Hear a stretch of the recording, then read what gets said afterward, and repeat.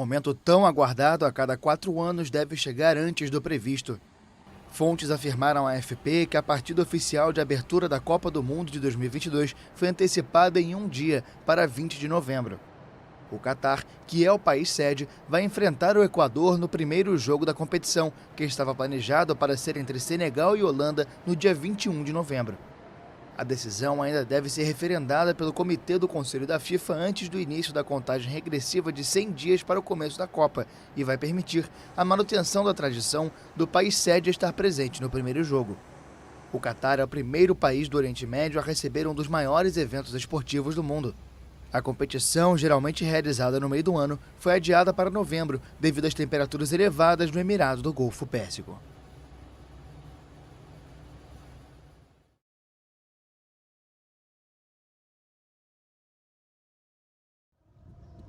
Hospitais precários e dificuldade de atendimento são tristes símbolos da dramática crise humanitária no Afeganistão, um ano depois da volta ao poder dos talibãs.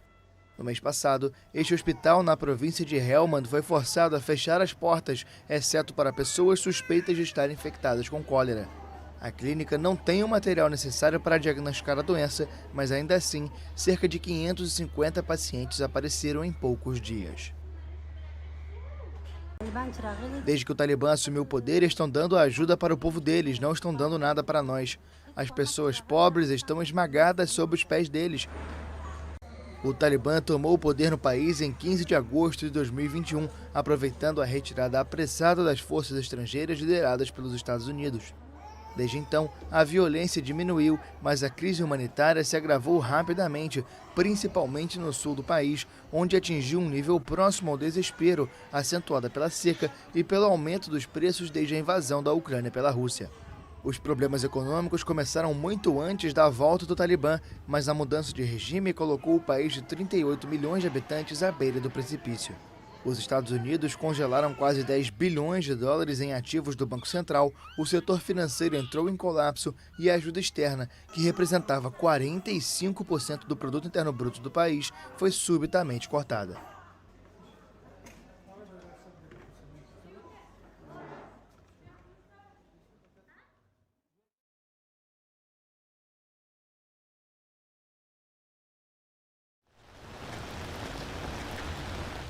A água da chuva não é potável em nenhum lugar do planeta.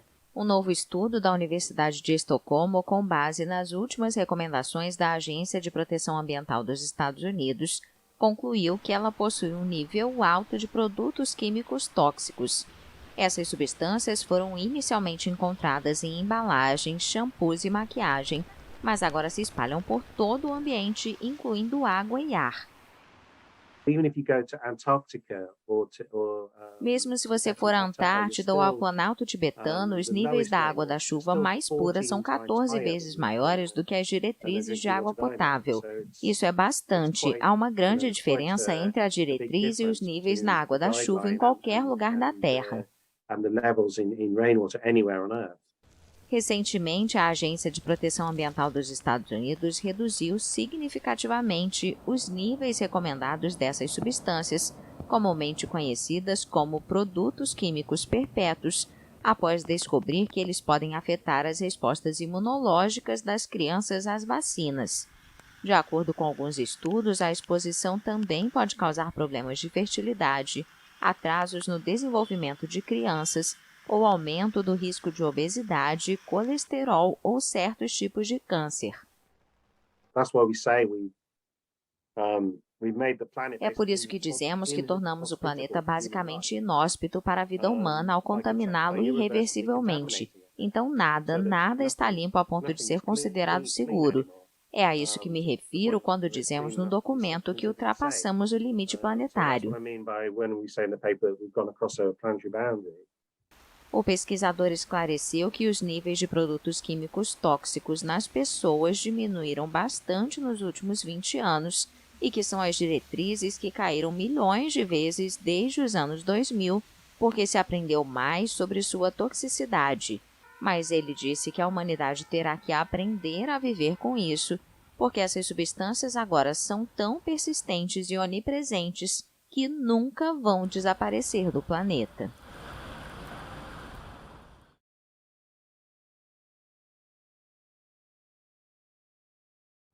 O ministro alemão das Finanças, Christian Lindner, anunciou nesta quarta-feira que o governo vai adotar uma série de medidas tributárias de um valor de 10 bilhões de euros, ou mais de 50 bilhões de reais em 2023, para aliviar o aumento dos preços. Este pacote de medidas consiste em aumentar o nível a partir do qual se aplicará a taxa máxima do imposto de renda de 42% e em aumentar o montante dos subsídios familiares atribuídos. O ministro afirmou que o governo é obrigado a agir diante do encarecimento dos preços, especialmente os da energia.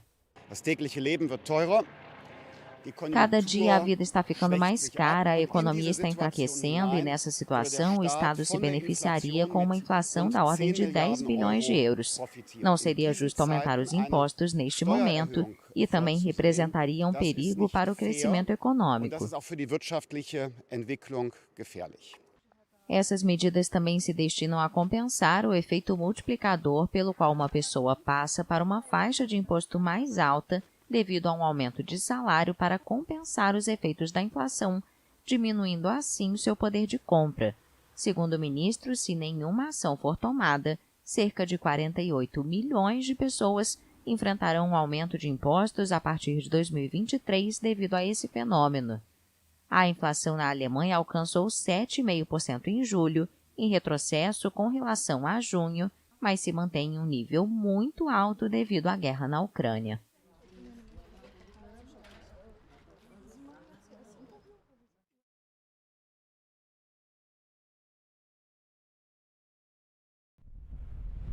Um aquecimento global de mais de 2 graus Celsius pode causar o derretimento do maior manto de gelo do planeta localizado na Antártida. Cientistas alertam que isso seria suficiente para causar uma elevação de dezenas de metros no nível atual do mar. O Acordo Climático de Paris de 2015, adotado durante a COP21, busca limitar o aquecimento global a no máximo 1,5 graus Celsius em comparação com a era pré-industrial. Apesar disso, a Organização Meteorológica Mundial afirma que o planeta caminha para um aumento entre 2,5 e 3 graus Celsius. Manter o aquecimento abaixo de 2 graus Celsius permitiria que o manto de gelo contribuísse com menos de meio metro para o aumento do nível do mar até o ano de 2500, de acordo com o estudo da Universidade de Durham. Os pesquisadores estudaram como o manto de gelo reagiu aos recentes períodos de calor e examinaram de onde essas mudanças ocorrem atualmente. Eles alertam que ainda há uma janela de oportunidade muito pequena para reduzir as emissões de gases do efeito estufa, limitar o aumento das temperaturas globais e preservar o manto de gelo da Antártida.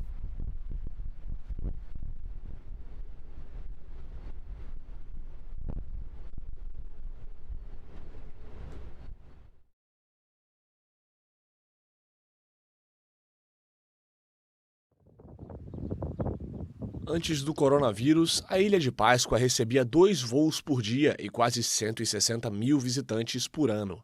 Muitos dependiam do turismo neste território insular chileno de 8 mil habitantes, localizado a 3.500 quilômetros do continente, de onde vinha quase tudo consumido na ilha. Mas em março de 2020, as autoridades fecharam o acesso à Páscoa. Quedamos todos sem nada. Quedamos no viento. Ficamos sem nada, ficamos ao vento, mas conseguimos plantar. É a única coisa que tínhamos que fazer, plantar legumes e levar para a feira. É o único que temos que fazer, plantar verdura e levar à feira. Olga recorreu à agricultura e à pesca para sobreviver como seus ancestrais. Ela foi uma das muitas que aderiram a um programa governamental que dava sementes para a população plantar. O que uma família não consumia, dava para outra, que por sua vez também compartilhava o que conseguia na colheita. Então, al final, o tema medioambiental e humano se havia perdido um pouco. A questão ambiental e humana havia se perdido um pouco. Houve uma desconexão. Graças à pandemia, paramos um pouco com isso e relembramos todas as tradições, todas as boas práticas que foram passadas de geração em geração. Tudo isso tem a ver com os valores da nossa visão de mundo Rapa Nui. Porque todo esto tiene que ver com os valores da nossa cosmovisión Rapa Nui. Agora, as autoridades querem otimizar os recursos naturais e priorizar o trabalho dos habitantes da ilha sob códigos culturais, como o Tapu, um regulamento ancestral que promove a solidariedade. E com a retomada dos voos, após 28 meses de isolamento, os moradores não querem que a rotina volte a ser como era antes. O sea, de seguir con el turismo vamos a seguir, pero espero e personalmente... Em outras palavras, vamos continuar com o turismo, mas espero e pessoalmente acredito que aprendemos a lição de que novas gerações virão e que tudo é cíclico. Nossos netos podem sofrer isso. Se Deus quiser, não, mas talvez eles se deparem com essa lição da nossa história. Que tenham cuidado, não temos uma bonança econômica onde tudo é fácil. Econômica e tudo é fácil, não? Durante a pandemia, os Rapa Nui também refletiram sobre a necessidade de cuidar dos recursos naturais afetados pelas mudanças climáticas, como água e energia, e também do seu maior símbolo. A ilha tem mais de 900 moais, lendárias estátuas de rocha vulcânica esculpida pelos antigos polinésios Rapa Nui. Agora, as autoridades analisam como parar a degradação dos moais, desencadeada pelas chuvas, pelos ventos fortes e pelo impacto das ondas do mar.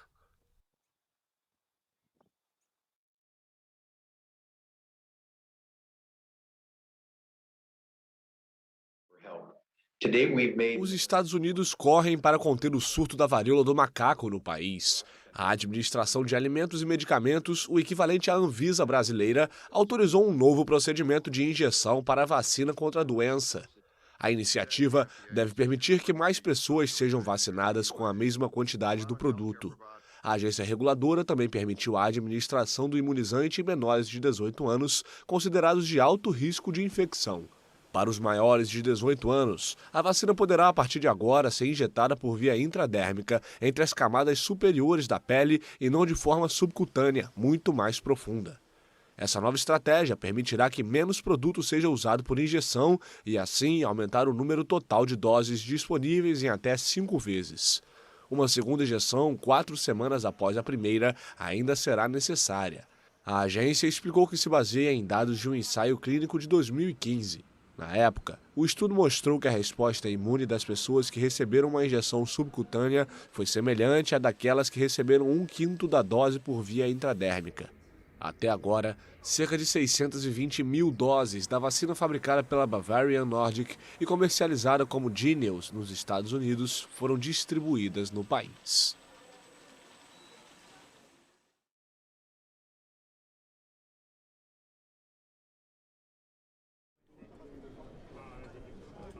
O ex-presidente e candidato ao Palácio do Planalto, Luiz Inácio Lula da Silva, se reuniu com empresários da Federação das Indústrias de São Paulo.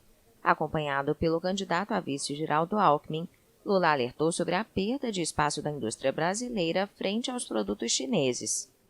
Você vê que a situação do Brasil está muito difícil, com uma agravante, ou seja, que é a falta de credibilidade internacional, e essa falta de credibilidade é um dos entraves que nós temos para fazer com que o Brasil possa, nesse conflito entre Estados Unidos e China, o Brasil possa ser uma referência para receber recursos e investimentos diretos aqui no Brasil.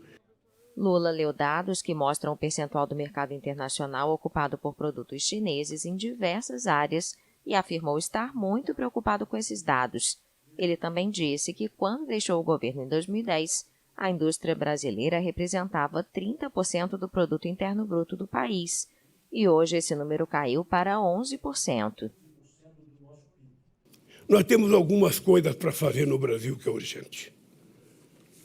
Eu vou repetir 3 palavras que fazem parte do meu dicionário. Essas 3 palavras se chamam credibilidade, estabilidade e previsibilidade.